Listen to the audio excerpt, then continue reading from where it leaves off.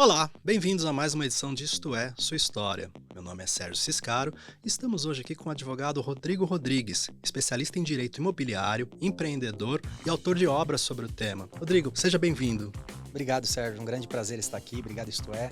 Uma grande honra participar desse trabalho. Rodrigo, gostaria que você compartilhasse conosco um pouco do início da sua trajetória. Como que você escolheu o caminho do direito imobiliário? Qual a sua história? Sérgio, eu acho que o direito é que me escolheu, na verdade. Eu acho que eu não tive o cuidado de escolher ele, mas sim ele me escolheu. Bom, eu tive uma trajetória, Sérgio. Eu fui pai muito jovem, ainda muito jovem. Hoje eu estou com 39 anos, eu tenho uma filha de 24. Portanto, eu fui pai aos 15 anos de idade, né? Fui pai ainda muito jovem, iniciei muito jovem a minha jornada. Então, com 15 anos de idade, quando você se torna pai, sendo ainda um menino, sendo ainda um homem em formação, né? Eu ainda estava em formação, haviam vários desafios na minha vida, naturalmente, mas esses desafios foram antecipados por conta da paternidade prematura. Então, num primeiro momento, quando você se torna pai tão jovem, quando você tem compromissos de homem, ainda sendo um menino, você precisa engatar mais uma marcha, acelerar um pouco mais e estabelecer algumas prioridades. Aí a sua primeira prioridade acaba sendo sustentar agora a sua família. Depois, sim, você vai pensar em desenvolver projetos de profissão, isso, aquilo. A escolha de uma profissão foi acontecendo depois. Primeiro eu tinha que sobreviver. Certo. E como que o direito te encontrou? Em torno de 17 anos, acho que foi 17 anos, eu tinha 17 anos, eu entrei na faculdade de Direito. Eu já sou filho de uma advogada, já não sou o primeiro da caminhada. Então eu já trabalhava ali, eu comecei... havia um escritório onde minha mãe era sócia e tudo mais, e eu fui ali atender telefone, servir café. Certo. Então, quando eu tinha 15 anos, eu fui trabalhar, ajudando no que podia, ganhando muito pouco, mas fazendo o que podia. Então, eu era o faz-tudo ali. Talvez hoje chamemos de jovem aprendiz, né? Então, ali eu comecei essa jornada, eu comecei a fazer isso. E ali, por estar dentro de um escritório de advocacia, você naturalmente vai tendo contato com o direito. Aí, quando eu faço 17 anos, que faculdade fazer? E aí eu pensei em fazer ciências contábeis, pensei em fazer engenharia, pensei em fazer diversos cursos. Acho que você vai passando pela sua cabeça aí diversas opções. E aí eu decidi pelo direito, pela maior proximidade, e entrei na faculdade ali por volta dos 17 anos. E ainda assim, aí eu já tinha uma filha, e quando eu fiz 18 já na faculdade, eu tive o segundo filho. Imagino que foi bem desafiador essa fase. Bem desafiador, Sérgio. Nós não tínhamos a opção de dar errado. Nós tínhamos que fazer dar certo aquela família, nós tínhamos que fazer dar certo aquela profissão, nós tínhamos que fazer dar certo aquele projeto, né? Então foi bastante desafiador. Então eu com 18 anos, eu tinha 2 filhos, uma esposa, uma faculdade ali pela frente. Então você tinha grandes coisas para vencer, grandes coisas para conquistar, uma história para escrever. Sim. E vindo sem uma estrutura financeira anterior, né? Nós não tivemos o benefício, né, de nascer num berço próspero, num berço rico ou coisa parecida. Então nós tivemos que suar bastante, correr bastante e fazer por onde. Certo. E nessa época você ainda trabalhava no escritório. Eu trabalhava no escritório, ali de segunda a sexta. Aos finais de semana eu fazia um bico para poder trazer mais recursos para casa, porque eu ganhava pouco. Fazia a faculdade. E fui seguindo assim até terminar a faculdade, até conseguir ali colar grau, se formar e tudo mais. Então foi bastante desafiador. E no meio do caminho, eu acredito que eu ainda estava na faculdade, eu não me lembro bem cronologicamente a data, mas a minha mãe separa a sociedade que ela tinha, né? Era um escritório bem pequeno, bastante pequeno. Ela separa aquela sociedade e surge a oportunidade de eu me tornar sócio dela. E ali começa a virada. Só que aí aquela empresa, aquele escritório, ele é composto por 2 pessoas, eu e ela. Então nós tínhamos que começar algo do zero. Então foi bastante desafiador. E aí você já se direcionava para alguma área específica do direito?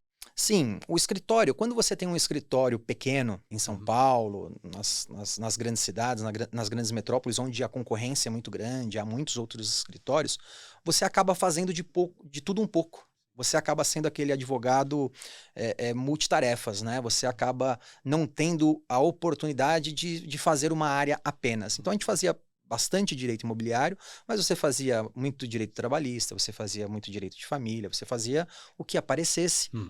Você ia ali buscar, estudar o caso e fazer. E atender para que você pudesse ir crescendo. Então, foi uma jornada bastante comprida, bastante longa, para nós conseguirmos chegar até onde nós chegamos hoje, mas foi uma construção, sabe, Sérgio? Sim. Então, eu venho trabalhar lá como jovem aprendiz, vamos chamar assim. O nome não era esse na época, nem sei se havia um nome na época. Aí ela separa essa sociedade, eu me torno sócio, e aí a gente começa a construir a nossa própria trajetória profissional nesta nova estrutura que nasce. Certo. Eu imagino que até esse período você já acumulou muita experiência prática, né? Muita experiência prática. Talvez pela forma prematura com que eu me tornei pai, me tornei marido, me tornei homem, eu precisei ir com um pouco mais de garra do que as outras pessoas. Certo. Eu precisei me dedicar um pouco mais do que as outras pessoas. Eu precisei estudar um pouco mais do que as outras pessoas. Eu precisava fazer mais, porque aí eu já tinha uma esposa e 2 crianças que dependiam de mim, né? Que não pediram para vir ao mundo, né? Então, você precisava ir além, você precisava se entregar mais. Então, quando eu fui fazer, por exemplo, o exame da Ordem dos Advogados, eu não podia me dar o luxo de ficar tentando passar. Eu tinha que passar na primeira. Claro. Eu precisava passar na primeira, eu precisava daquela carteira. Quer dizer, então todos os projetos que eu iniciava, eu tinha que fazer ele dar certo no menor tempo possível para que eu pudesse dar o melhor para minha família. Então, ao mesmo tempo que isso, ser pai muito jovem, não é bom, né? Ninguém deveria ser pai na adolescência. Mas ao mesmo tempo que isso não é bom, Deus me deu a oportunidade de transformar toda essa dificuldade na minha maior força. E aí eu uso isso, eu canalizo toda a energia que eu posso, que eu tenho, e às vezes até sem entender o que eu estava fazendo, mas eu canalizo aquilo tudo, e eu falava para minha esposa, eu dizia para ela, olha, nós vamos dar certo. Isso vai dar certo, a nossa família vai dar certo, a nossa trajetória profissional vai dar certo. Então foi um grande desafio, E como que essa trajetória continuou a partir desse pequeno escritório? Como eu disse aqui antes, eu sempre me preocupei em estudar muito, né? Eu não fui um bom aluno na faculdade, eu era o aluno mediano, eu não tinha aquele tempo para me dedicar tanto. Então eu tinha que passar, eu tinha que ir embora da faculdade. Certo.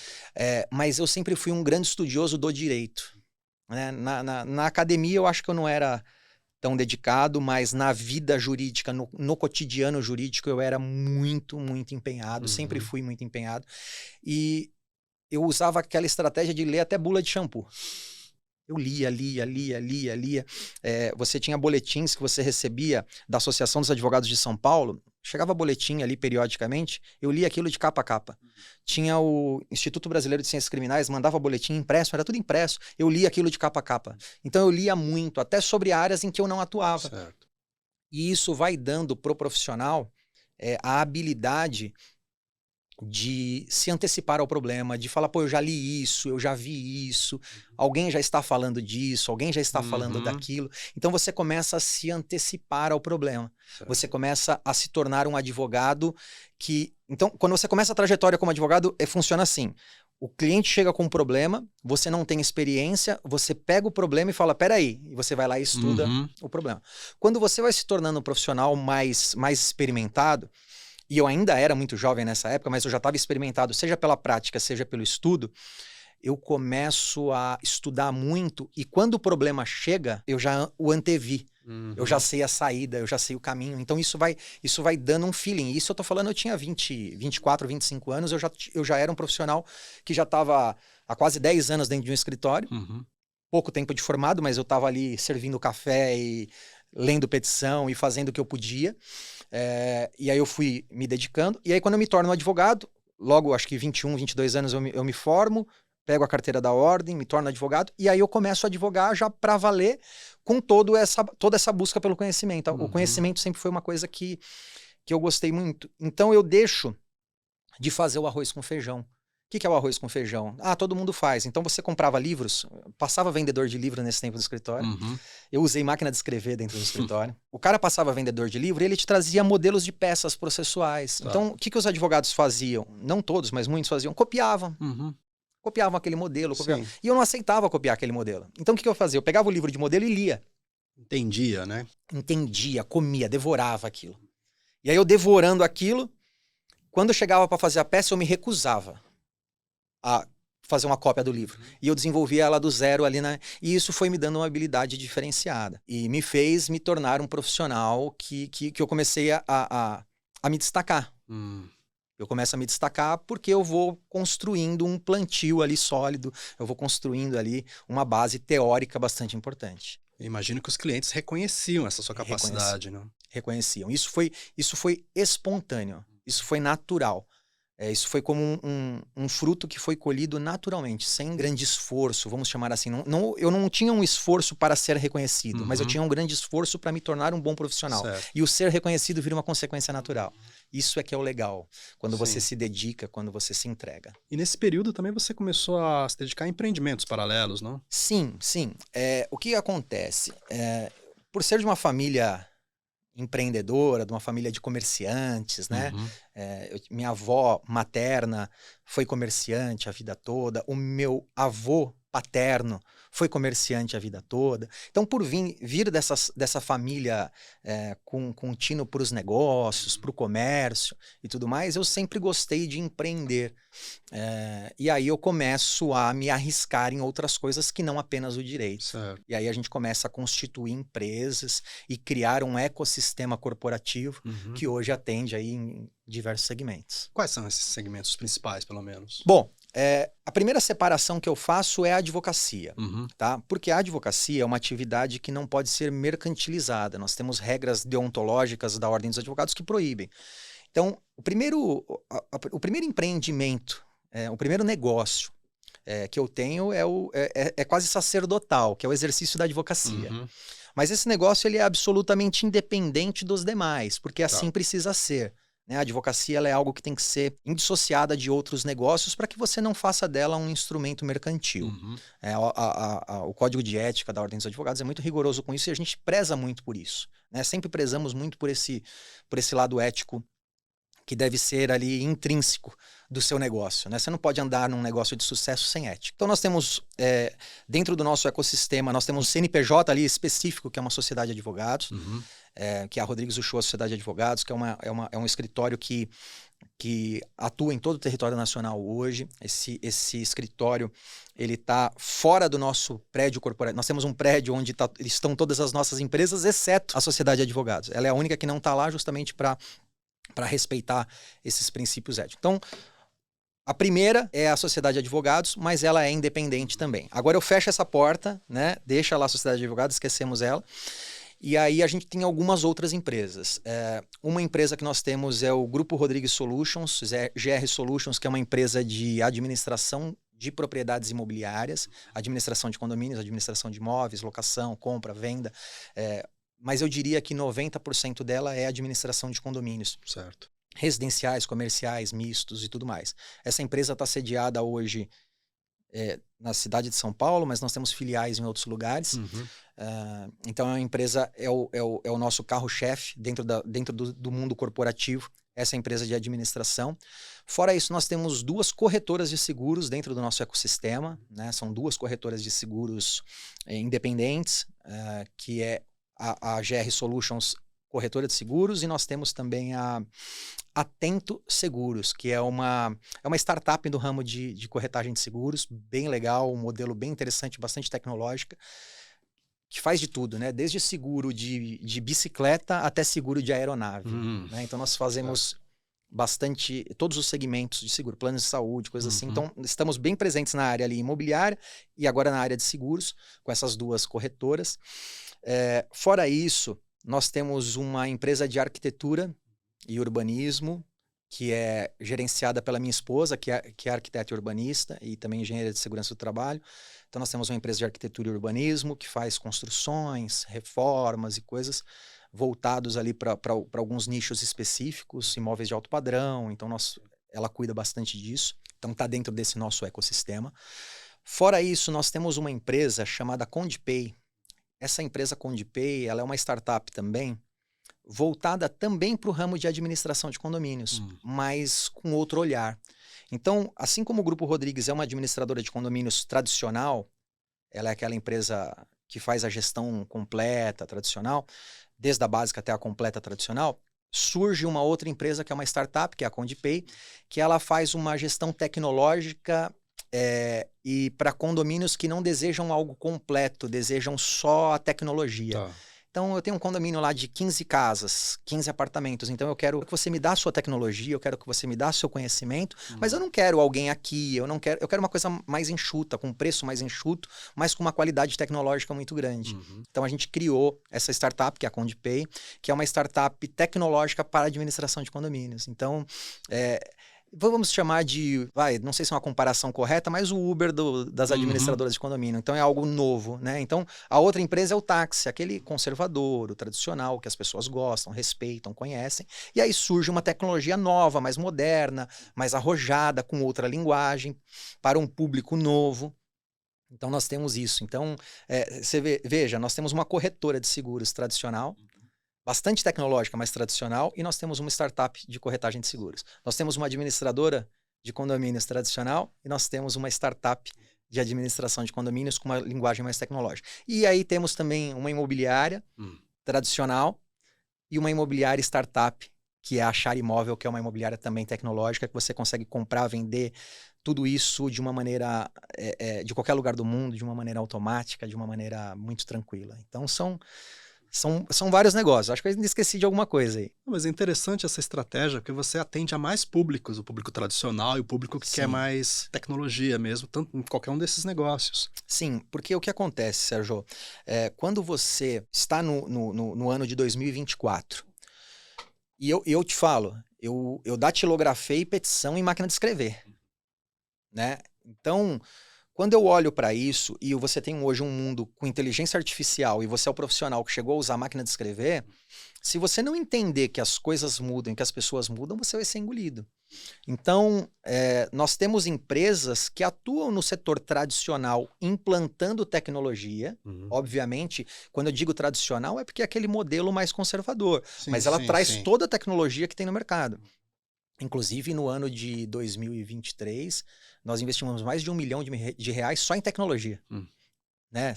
Em uma dessas empresas. Então, foi um investimento terrível, assim, só em tecnologia numa empresa tradicional. Então nós temos a tradicional, mas nós também entendemos que você precisa da tecnologia para entender o novo mercado. Tem gente hoje que quer comprar, vender, alugar, administrar sem falar com ninguém. Ele quer só...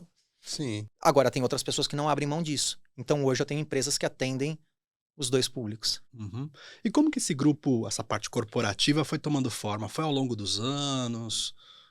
Sim, Sérgio. Isso foi sendo construído dia após dia, mês após mês, ano após ano. Todos os nossos negócios, eles estão de alguma maneira ligados. Se complementam. Se complementam, né? Então, eles se ajudam, eles se atendem, né? Eu tenho empresas que têm contrato de prestação de serviço uma com as outras, né?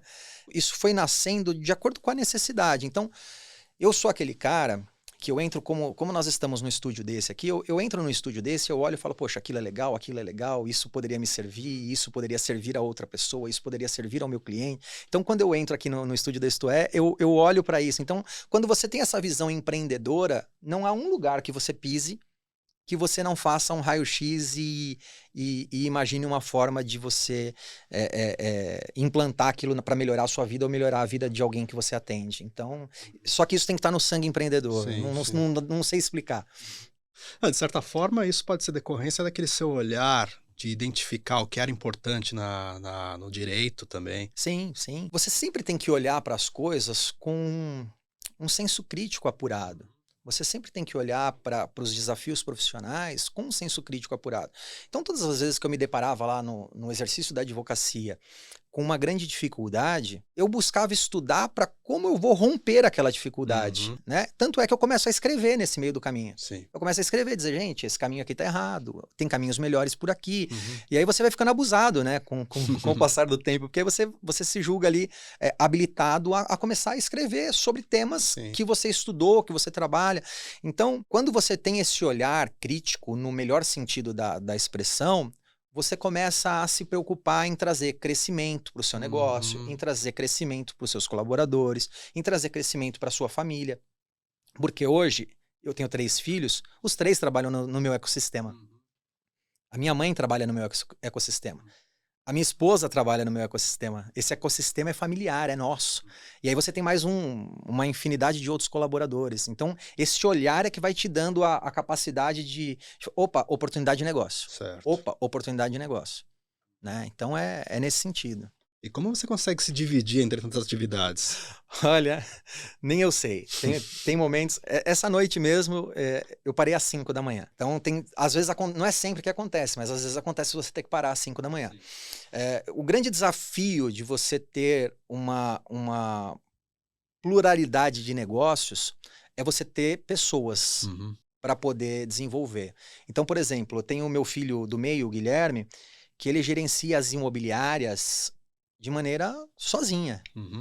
Eu tenho a minha esposa Marisa, que dirige a empresa de arquitetura praticamente sozinha. Então você vai tendo pessoas que são os capitães de cada time. Certo. Então, para você desenvolver um negócio da magnitude que nós desenvolvemos, você precisa ter ali uma grande quantidade de bons colaboradores, de pessoas em quem você confie, de pessoas que você treinou e tudo mais. Então, é bem desafiador. Então, eu tenho momentos, por exemplo, tem parte do meu dia que eu vou trabalhar para a área jurídica.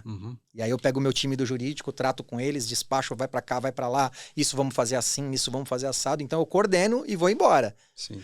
Né? E aí eu vou para outra parte, aí eu vou lá, coordeno.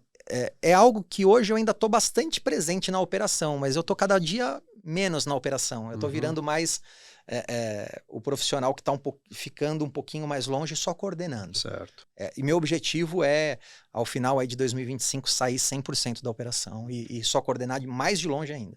Certo. E nesse meio tempo você ainda acha tempo para escrever livros, né? Fala um pouquinho sobre isso. Bom, estamos com um livro sendo lançado agora no segundo semestre, previsão aí setembro, outubro. É um manual de direito condominial de A a Z. É um manual de direito condominial. Então, eu pego mais de 20 anos de experiência no segmento de administração de condomínios, vendo, Sérgio, tudo que dá muito certo, tudo que dá muito errado no nosso mercado.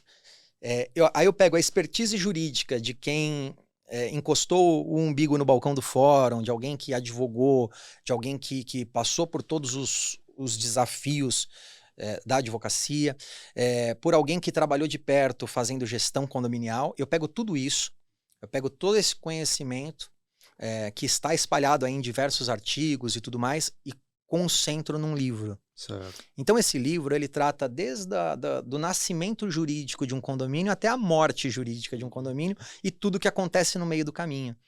E hoje nós estamos numa sociedade cada vez mais verticalizada, condomínios estão surgindo cada vez mais, você tem pequenas propriedades hoje. Minha avó tem um terreninho, uma casinha no bairro lá onde ela mora, onde ela morou.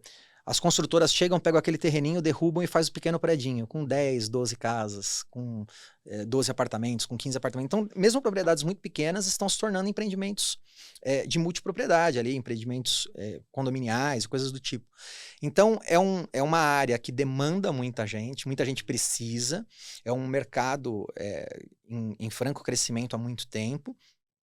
E eu pego toda essa expertise profissional e trago para esse livro que vai ser lançado aí no segundo semestre, setembro, outubro. Nós estamos conversando com as editoras e definindo algumas coisas. Eu tenho algumas ideias, então eu estou, entre aspas, brigando com 2 editoras aí para ver quem me oferece o formato mais próximo do que eu planejei, do que eu concebi. E aí, o anseio de escrever vem dos meus 20 e poucos anos, quando eu começo a produzir trabalhos científicos, artigos e tudo mais. Aí depois eu vou fazer mestrado. O mestrado você tem que... Eu fiz 2 pós-graduação e um mestrado. Então você tem que produzir muito trabalho científico no mestrado. Então aí o bichinho te pica e você já quer logo escrever. Certo. Imagino que nessas 2 décadas que você tem essas atividades todas, vários desafios devem ter sido enfrentados, né? Vários erros que depois você aprendeu com eles. Conta um pouquinho sobre isso. Nós passamos por grandes dificuldades ao longo dessa jornada. A primeira grande dificuldade que eu coloco foi virar a chave, Sérgio. Porque é um momento em que você é um profissional que trabalha lá num pequeno escritório, que tem um pequeno escritório de 2 pessoas, e você cobra quanto o cliente quiser te pagar. Você não sabe precificar, você não tem ainda um know-how para precificar o seu produto, e o seu produto é o seu intelecto, a sua hora de trabalho e tudo mais. O primeiro desafio foi esse, chegar um momento e dizer, cara, por isso eu não trabalho, dessa forma eu não faço. Você começa a se valorizar. Você ainda não está na primeira divisão, você ainda está na Série D, mas você tem que vestir a camisa de primeira divisão e falar, agora eu vou ser primeira divisão. E isso foi um primeiro desafio, porque nos primeiros meses em que você adota essa postura, você perde tudo, ou quase tudo, porque aí as pessoas falam, e aí as pessoas começam a te valorizar. Então, quando você começa a se valorizar, num primeiro momento você tem muitas perdas, então foi doloroso fazer a transição, mas houve um momento que a gente fez a transição, e aí eu brinco, né? A gente tava lá na Série D, vestia uma camisa da Série A, para pegar aqui um exemplo futebolístico, sem estar na Série A. A gente ainda jogava a Série D, mas a gente já tava vestindo a camisa e se sentindo grande na Série A. E aí, naturalmente, a gente foi parar na Champions League. Certo. Então, esse foi o primeiro desafio. E outros desafios, nosso escritório no bairro do Tatuapé, aqui em São Paulo, num feriado de janeiro, 25 de janeiro, aniversário da cidade, teve uma enchente na cidade, um lugar, não tem rio perto, não tem nada, nada. Não, é inexplicável. A cidade inundou. A nossa região ali inundou e nós perdemos tudo. Eu lembro que todos os nossos computadores ficavam em bases no chão. Todos eles foram... A água subiu exatamente à altura dos computadores. Molhou todos. Nós perdemos absolutamente tudo. Ali foi muito desafiador. Sim, reconstruir. Imagino. Então, a gente estava justamente nesse período transitório, sabe? Tentando construir uma coisa maior e tal. Era uma empresa só. Então, você estava, sabe, começando ali a querer sair do sufoco, e aí você vai lá e a natureza impõe a sua vontade e você descobre que você tem que retroceder e começar do zero de novo. Então isso também foi um grande desafio. E eu acredito que hoje o grande desafio, para falar de 3 e aí terminar isso, mas eu acho que hoje o grande desafio é sobreviver ao mercado feroz que nós temos. Nós temos um mercado feroz, um regime tributário feroz, nós temos regras ferozes. Então hoje o cara, para empreender nesse país, tem que ser bastante herói, tem que realmente não ceder a pouca coisa, ele tem que ter muita garra. Certo. Agora há pouco você falou que foi picado pelo bichinho de escrever e também de falar na rádio, né? Você teve um programa de FM? Tive um programa de FM falando sobre direito condominial. Nós ficamos aí, acho que um ano e pouquinho no ar, e logo veio a pandemia. Nós começamos o programa antes da pandemia e fomos atingidos pela pandemia. Então foi uma das... Olha, fazer rádio, eu digo, eu não posso dizer que sou radialista, né? Não estudei para isso, mas se eu pudesse escolher uma profissão para ser, eu acho que seria radialista. É maravilhoso aquilo. Você fazer um programa em FM ali, ao vivo, com as pessoas ligando para a rádio, fazendo pergunta, mandando, e você na dinâmica de... Você não sabe o que vai aparecer, o que você tem... Foi uma das melhores e mais lindas experiências que eu tive. Esse um ano e pouquinho aí em FM foi maravilhoso. E aí veio a pandemia, fechou tudo e o projeto da rádio não ficou tão viável e quem sabe a gente volta. Certo. E como que a pandemia afetou seus outros negócios? Foi bem desafiador, foi bem desafiador. Nós não estávamos prontos para o regime home office. Não estávamos. E foi bastante desafiador porque nós tínhamos uma empresa bastante offline, né? Negócios bastante offline. Sim. Claro, você tinha a internet bastante presente, mas você não tinha estrutura para levar o escritório para casa dos funcionários. Então, na sua sede, nas nossas filiais, estava tudo ok. Mas e aí, para você? Agora você tem que pegar o seu escritório e transformar a casa do funcionário no escritório, do seu colaborador no escritório. Nós não tínhamos isso. E aí, na pandemia, nós desenvolvemos um aplicativo de assembleias virtuais. Quase não se falava nisso. Hoje até a legislação já trata do assunto. Então nós tivemos que construir um mecanismo de assembleia virtual do zero, sem ter um lugar para espelhar, sem ter um lugar para copiar, para se referenciar. Nós tivemos que construir do zero. E eu com a equipe de TI das administradoras, nós trabalhamos duro nisso. Eu fui programar junto com eles, né? Peguei a equipe de programadores, eu tinha que sentar junto com eles, não eu programando, mas dizer, não, isso funciona, isso não funciona. Então a gente teve que ficar fazendo isso assim, para pôr no ar em tempo recorde. Colocamos no ar e aí a gente veio aperfeiçoando essa tecnologia. Hoje, eu já questiono se eu preciso ter sede física? Uhum. Hoje nosso prédio é enorme. Eu já olho e falo assim, será que precisa? Porque eu tenho filiais em alguns lugares, eu já fico pensando, eu falo, caramba, nós investimos tanto hoje em tecnologia que se eu tiver aqui, eu tenho todo o meu escritório, todos os meus negócios na palma da mão. Eu tenho um dashboard de tudo. A gente consegue enxergar números e métricas de cada uma das empresas de qualquer lugar do mundo. Então, a pandemia foi bastante desafiadora. Tivemos perdas terríveis. Eu perdi pessoas que eu amava muito. Não olhando por esse lado, agora olhando para o lado bom, a pandemia nos ensinou e nos trouxe crescimento. Porque nós vivemos um cenário de guerra. E no cenário de guerra, você ou morre ou cresce. Certo. E agora, como vai ser o futuro? Bom, futuro. Eu não paro de sonhar, de planejar, de desenhar. Temos grandes projetos. Estou agora colocando bastante energia na CondiPay, que é a empresa essa startup de administração de condomínio de maneira simplificada, a baixo custo e com alta tecnologia. Então, segundo semestre aí a gente vai investir bastante nisso, junto com o livro. Então, o livro ele vem para justamente... Esse novo trabalho ele vem justamente para impulsionar a CondiPay no mercado de uma maneira mais... Nós já temos uma presença de mercado absurda, mas eu quero que essa presença de mercado seja barulhenta, e nós vamos fazer isso no segundo semestre. Então eu tô pegando as nossas startups, a startup Achar Imóvel, que é uma empresa também que a gente trabalha muito com leilões, com assessoria em leilões. Então é algo... Eu tô com um parceiro nos Estados Unidos que está desenvolvendo um novo aplicativo de assessoria em leilão. Então, nós também devemos lançar no segundo semestre um aplicativo novo para as pessoas conseguirem, da sua casa ali, contratar uma consultoria em leilão e comprar imóvel e vender imóvel com toda a segurança e tecnologia. Nós estamos trazendo isso dos Estados Unidos, que lá é muito mais maduro esse processo tecnológico de investimento. Então é isso. Segundo semestre é tempo de trazer bastante crescimento e assim...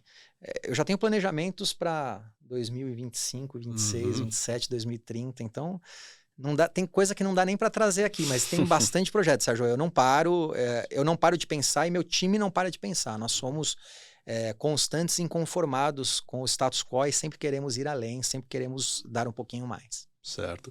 Para finalizar, Rodrigo, gostaria de saber o que você falaria para aquele Rodrigo adolescente que tinha acabado de criar sua família e talvez estivesse inseguro com relação ao futuro. Até me emociona você fazer essa pergunta.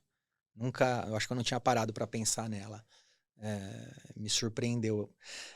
O que eu diria é o seguinte, cara, confia muito em Deus, tenha muita fé que Ele vai guiar os seus caminhos. Entenda que o seu casamento e a sua família são a coisa mais importante que Ele criou. Se dedica que vai dar tudo certo no final. No meio do caminho você escorrega demais. Você perde muito tempo. E se eu tivesse essa maturidade hoje hoje eu faço 40 daqui a pouco, em setembro, mas se eu tivesse essa oportunidade de ter essa cabeça aqui lá, não daria, né? Porque essa cabeça é fruto de tudo que ela passou. Mas se eu tivesse essa oportunidade, eu diria, cara, confia em Deus, investe na sua família, investe nos seus filhos, investe na sua esposa e voa. E voa porque vai dar tudo certo. Para quem é ético, para quem é idôneo, para quem se dedica, para quem tem princípios e valores muito sólidos, o prêmio está garantido no final. Eu tenho convicção disso.